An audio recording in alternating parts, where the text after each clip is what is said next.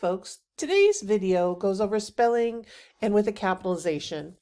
I focus on both because I think they sort of go hand in hand and they're easy to look at and edit together. Spelling is one of those top 20 errors that Andrea Lunsford talks about when she looked at undergraduate student writing and did a big study on that.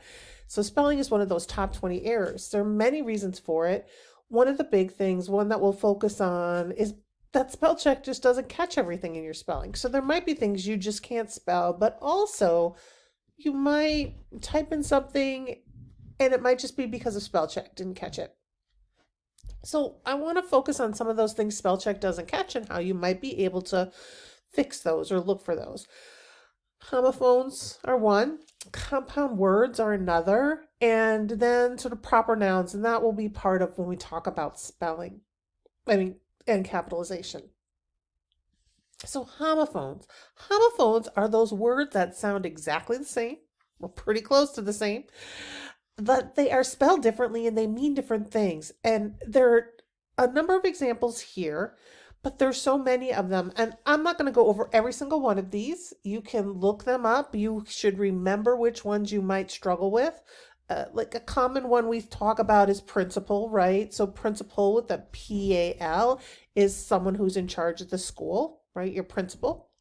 Principal with a P-L-E is something you believe in. So we believe in the principles of nonviolence. These are often spelled incorrectly. If you're talking about someone who works at the school, if you're talking about your principal, you want that P-A-L. Sometimes we hear that phrase, they're our pal. There's other ones that we are often have problems with there, and there. So T-H-E-Y-R-E is they are. So they are going to the store. T-H-E-R-E is there. It's over there. The store is over there, right? And then T-H-E-I-R is our pronoun. So their books were at the store, right? So we have these three that are different. We have two, T-O-O, like too much, two T-O, we went to the store, and then T-W-O as the number two. There are many of these. So one of my suggestions for homophones is to make sure you sort of look for them, right, in your work, but also if you know that you don't have struggle with the difference between it's with an apostrophe or it's without an apostrophe, keep a little note, refer back to the first video in this series to give you some suggestions, but I would write it as a little note and then make sure you look for those. Look through your text, read through, look for where you use it's. Did you use it right? There, and there. Accept and accept, like where did you use them? And affect, right? Like looking for those things.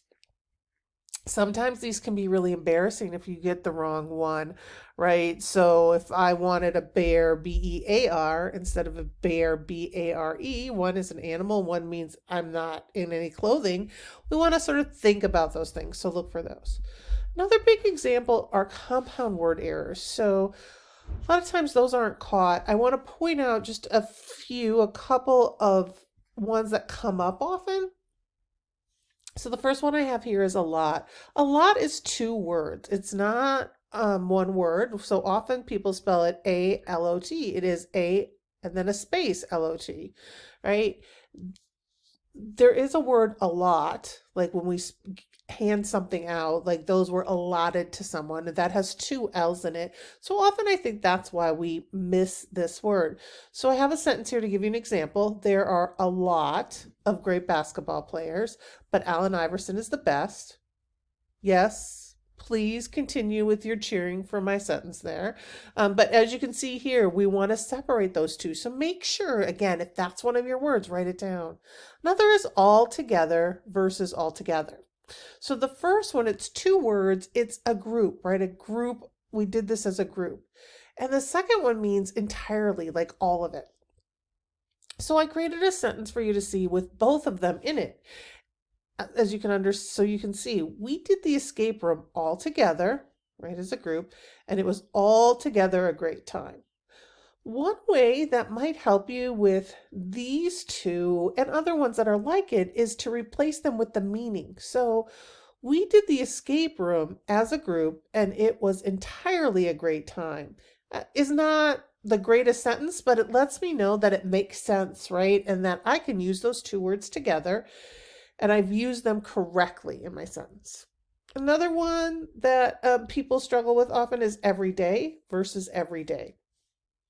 So if I have two words like every day, I like to do the crossword puzzle. I do. I love the New York Times crossword puzzle. That's a length of time, right? I'm going to do it each and every day. If I'm just using every day as more of an adjective, it's describing something that's a routine, something that happens all the time. She likes everyday foods like cereal for breakfast. That is your compound word right there. So you can see every day is describing the food she likes to eat. Another thing, we have our open compound words. These are words that are commonly used together, but they should be written as two words and not one. And I've just put here a number of them that I see often. One of the big ones is high school. High school is two words. It's a compound because we usually see it together, but we don't write it as two. Living room's another example. Full moon, dinner table, coffee mug, real estate. So there's some open compound words, which means we want to make sure they're separated. Spell check might not catch them, but they're written as two separate words. There are many other examples of those. I think you can go and look at those and think about which ones you need to remember, but I just wanted to point out some common ones and some common tips. Another big thing I want to go over in this segment is capitalization. I think we often struggle with, do we capitalize? Do we not capitalize? There's so many rules out there.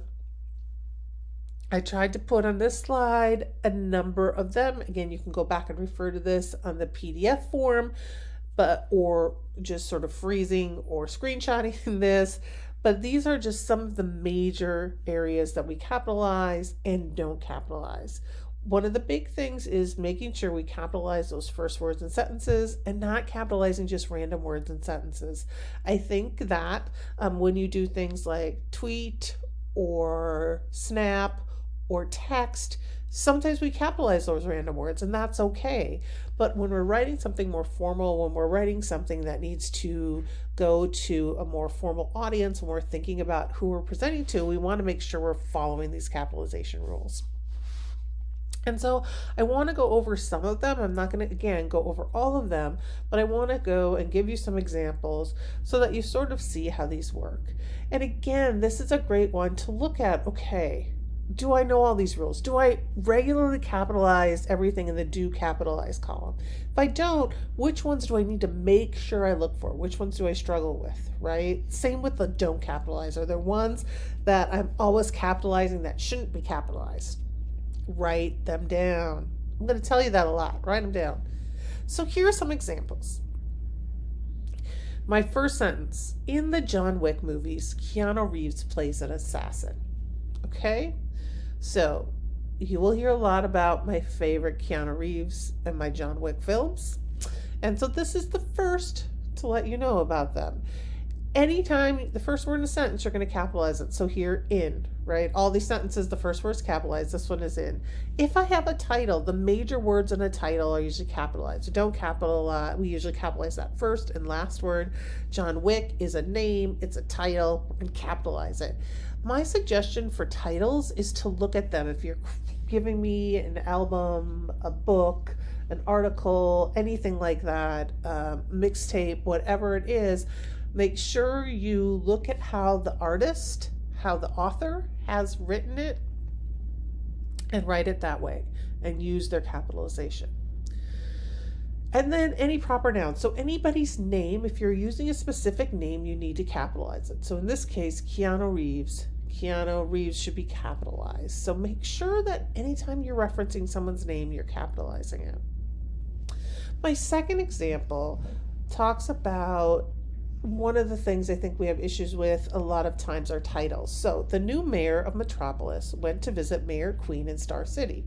this sentence talks about my favorite Arrowverse in like DC comics. So I'm a DC gal instead of a Marvel gal. Marvel makes good movies, but I love DC more. So cities, places like that, they're proper, right? So they're always capitalized. So Metropolis needs to be capitalized, Star City needs to be capitalized. But if we have a title like mayor, governor, senator, those kinds of things, we don't always capitalize them. If it's right before the name, so here in this example, we have, as you see, Mayor Queen, right? We're going to capitalize mayor because it's a title, it's referencing the mayor.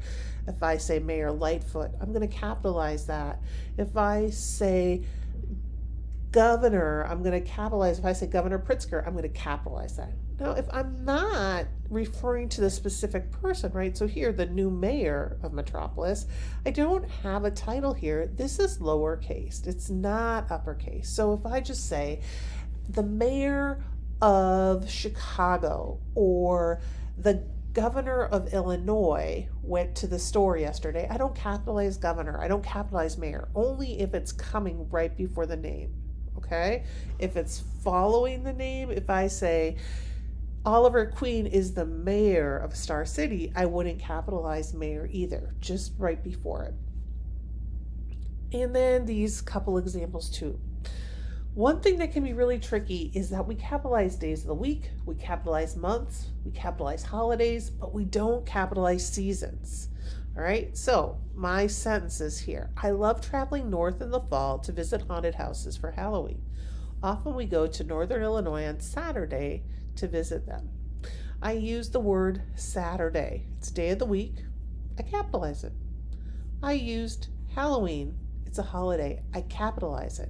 But fall is a season, so I don't capitalize it. So spring, summer, winter, fall, we do not capitalize them. So if I said October in here too, it's a month, I'd capitalize it. Another thing that I think is really tricky are directions. If the directions are used to name a section of the country, so a specific location, I capitalize it. But if it's a compass direction, like if I'm giving someone directions to somewhere, I don't capitalize that. So we go to Northern Illinois. That's a location, right? I'm going to capitalize the northern. But if I say I love traveling north, that's a direction I'm going. I don't capitalize that at all. So if I talk about visiting the East Coast, capitalize it. Southwest, capitalize it. But if I'm giving you directions, if I say I want you to go 4 blocks north, then turn northeast for 6 blocks, I'm not going to capitalize those. Those are just directions. So anytime you're giving directions, don't capitalize. This one here in the middle is super important to me. So I know we don't always do it if we're texting, if we're snapping, whatever we're doing, that's fine. But when you're writing for something more formal, you need to capitalize the pronoun I. You need to capitalize I anytime you use it. In the middle of the sentence, it should be capitalized. Last summer, I swam in a fjord. All right? So this is capitalized. Make sure you do that. The last example I want to talk about is using family relations. Often students will write about their grandmas and grandpas and aunts and uncles and cousins, and so I want to talk about how we reference those. So usually we don't capitalize those words. So aunts, uncle, cousin, if I'm just saying my cousins, my aunts, my uncles. We capitalize them if we're talking about them with the proper name. So the sentence I wrote, the children text their aunts and grandma on their birthdays. So aunts is just referencing their aunts, so we don't capitalize it. There's nothing specific. Grandma is her name. That's what they refer to her as. As you can see, they say grandma. Some of you might say differently, so that is capitalized. So if you're saying something like my Aunt Sheila or my Uncle Mike, those would be capitalized. You capitalize aunt and you capitalize uncle because they're a proper name. You can think about it sort of like the mayor. It's a title, right? So my cousin Sue, whatever it might be, we're going to capitalize that. If you're using that name, so whatever you call grandma, you might capitalize that. Or if you say my auntie, and you're using it as her name, you're going to capitalize that. So make sure if you're just talking about it more generally and it's not in reference to the specific name, you don't capitalize that at all. These are just some examples of the capitalization. Like I said before, I would go back to these rules for what to capitalize and not to capitalize to help you out and to help you as you move along. Write down the ones that you need to remember and think about those, and I'll always come back to this for more tips on what you should do when you are thinking about more general revision. Make sure you go to the first video in this series. Otherwise, we'll see you for the next video.